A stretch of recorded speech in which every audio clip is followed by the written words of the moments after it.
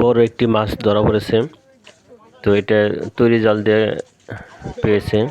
তো আমাদের এখানে আজ বৃষ্টি পানিতে অনেক পুকুর ডুবে গেছে, তাই সবাই মাছ মারার জন্য বেপরোয়া হয়ে গেছে। মানে ব্রিজের উপর থেকে জাল খেওয়ায়ে অনেকেই মাছ পাচ্ছে। ছোট এবং বড় মাছ সবই পাওয়া যাচ্ছে, কিন্তু বড় মাছটা একটু বেশি। তো তাই সবাই মানে একের পর এক জাল খেওয়াচ্ছে মাছ তোলার জন্য। এদিকে অনেক পুকুরি ডুবে গেছে।